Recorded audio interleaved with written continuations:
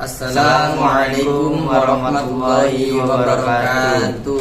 Kami di sini dari kelompok 9 ingin membuat podcast tentang mengenai pembahasan Pancasila. Jadi pembahasan Pancasila ini kita mengambil tokoh masyarakat di lingkungan RT 09 RW 02 Pabuaran, Kecamatan Cibinong, Kabupaten Bogor. Untuk itu langsung saja kita ke narasumbernya yang bernama Bapak Sumijo. Izin memperkenalkan diri dari kelompok 9. Saya Rafli Rizky Torik Hartono.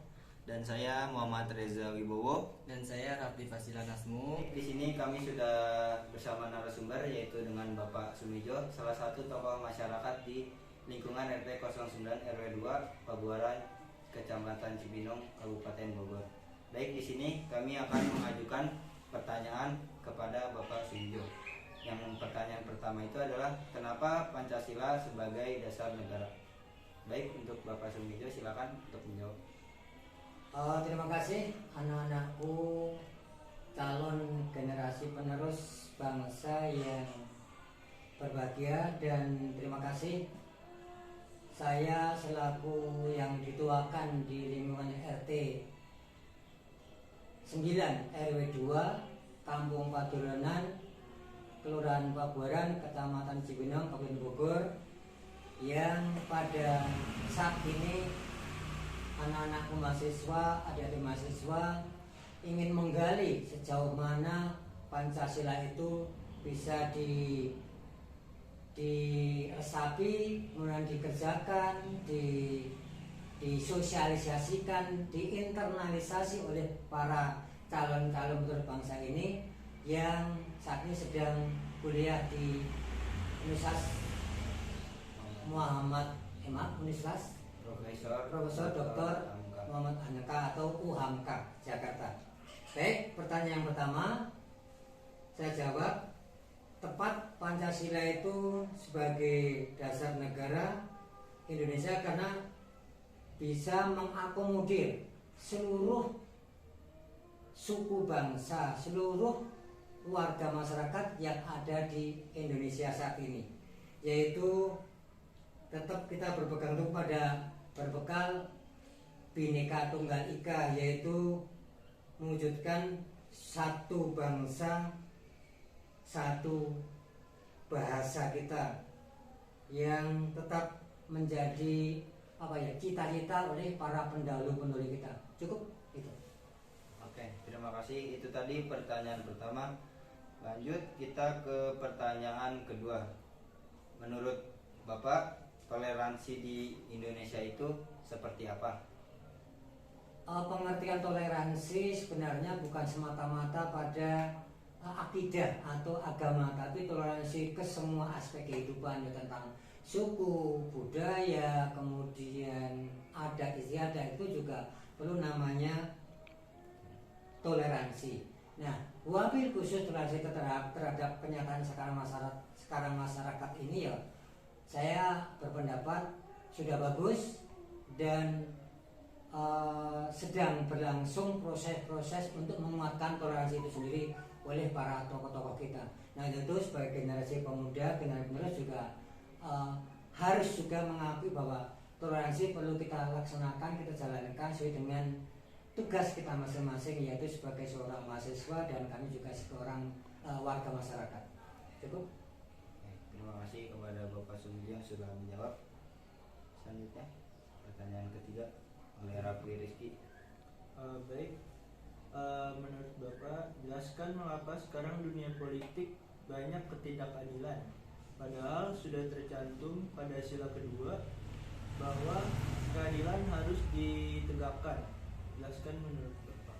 Ya, untuk proses tadi kata-kata keadilan, jelas bunyi Pancasila yang kedua menyatakan bahwa keadilan sosial bagi rakyat Indonesia itu tidak bisa ditawar-tawar, kecuali harus seluruh warga masyarakat memahami, kemudian menginternalisasi, yaitu kalau rasa keadilan tadi memang butuh versi atau bukan butuh, ya tergantung bagaimana cara memandang, cara menghadapi.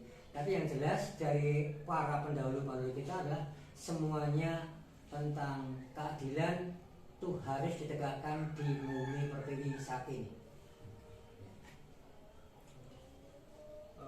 Baik, pertanyaan selanjutnya, sejak kapan Indonesia menganut persatuan? Kalau dibilang sejak kapan persatuan itu dimunculkan atau ada di seluruh masyarakat Indonesia, yaitu sependapat saya dengan berbagai literasi, berbagai bacaan yang kami terima atau saya baca, saya pahami adalah sejak nenek moyang kita itu berada di Indonesia. Sekali lagi sudah lama, bukan karena saat proklamasi buat saya saat kemerdekaan, tapi dari roh-roh para pendahulu kita, para nenek moyang kita, para pendahulu kita yang memang sudah mengangkat derajat bangsa Indonesia untuk menjadi persatuan itu sendiri. Ya. Oke, terima kasih kepada Bapak Sumijo. Selanjutnya pertanyaan kelima yang akan dibacakan oleh Rafli Wasilah Nasmu. Kepadanya dipersilakan. Oke Bapak, baik. Untuk pertanyaan, saya ingin bertanya kepada Bapak, menurut Bapak, apakah Pancasila itu benar-benar tepat sebagai ideologi dan dasar negara? Menurut Bapak alasannya seperti apa? Bagus sih pertanyaan dari Rafli Wasilah. Rafli selaku mahasiswa UHAMK. Tepat sekali bahwa Pancasila itu sebagai ideologi, betul. Itu dirancang, dipikirkan, dikonsep oleh bapak-bapak kita sebagai tokoh-tokoh masyarakat waktu itu.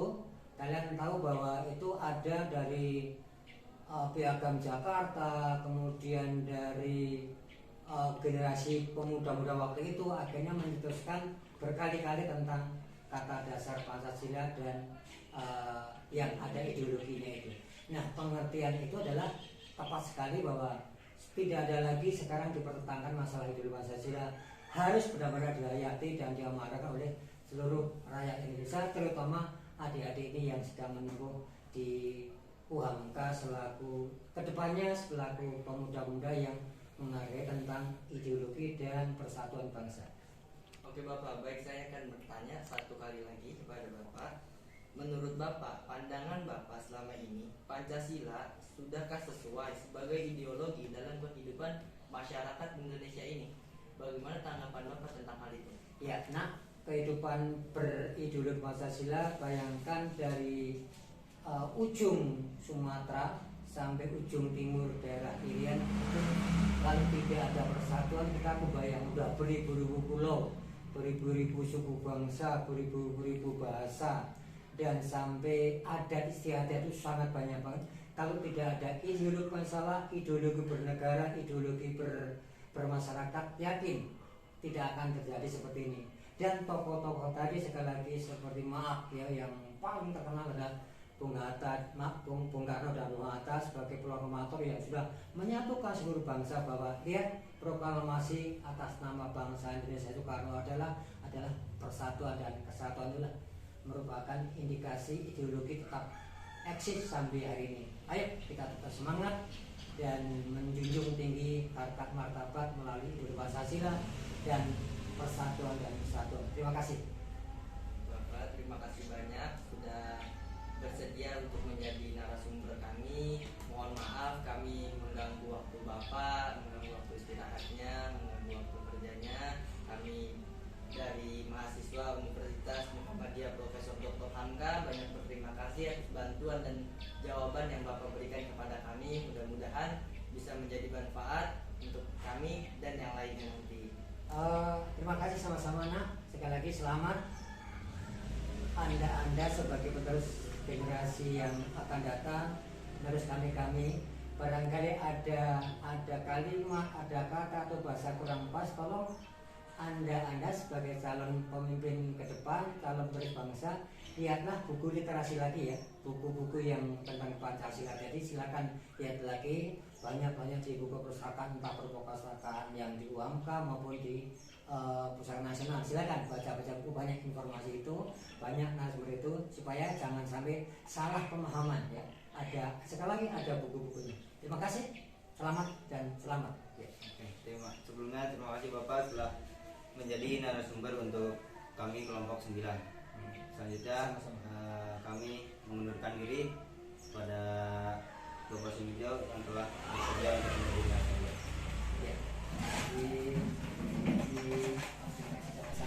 Baik, kali ini kita akan menyimpulkan apa sih yang tadi kita bicarain, apa sih yang kita wawancarin kepada Bapak Sumijo selaku narasumber. Pancasila tepat dijadikan sebagai dasar negara Indonesia karena bisa mengakomodir berbagai suku yang ada di Indonesia dengan berbekal Bhinneka Tunggal Ika, mewujudkan berbagai suku bangsa tetapi tetap berada dalam kesatuan bangsa Indonesia. Pancasila sebagai ideologi negara adalah sarana pemersatu masyarakat dan pengarah motivasi bangsa untuk mencapai cita-cita, dan Pancasila sebagai ideologi negara secara lebih luas adalah visi atau arah kehidupan berbangsa dan bernegara di Indonesia. Oke, baik. Di sini saya akan tambahkan simpulkan dari narasumber kita yaitu Bapak Sumijo. Yang saya dapat, negara kesatuan adalah negara berdaulat yang diselenggarakan sebagai satu kesatuan tunggal, di mana pemerintah pusat adalah yang tertinggi dan satuan-satuan subsesional hanya menjalankan kekuasaan-kekuasaan yang dipilih oleh pemerintah pusat untuk didelegasikan. Selanjutnya, toleransi adalah kemampuan seseorang memperlakukan orang lain yang berbeda. Toleransi termasuk sikap positif seperti menghargai dan menghormati orang yang berbeda agama, ras, bahasa, suku, dan agama. Toleransi merujuk pada sikap saling menghargai antar sesama. Baik, itu tadi simpulan dari materi narasumber kami yaitu Bapak Sumijo. Selanjutnya saya akan serahkan kepada Rafli Fasila. Baik, terima kasih kepada Reja yang telah menerangkan kepada saya. Mungkin hanya itu saja dari kami sebagai kelompok 9. Mudah-mudahan dari informasi-informasi, ilmu-ilmu yang diberikan dari pendapat dan Bapak Sumijo tadi menjadi bermanfaat buat kami semua di sini ataupun buat yang lain. Kami dari kelompok 9 undur diri. Saya Rafli Fasila Nasmu. Saya Reza Wibowo. Saya Rafli Rizky. Wassalamualaikum warahmatullahi wabarakatuh.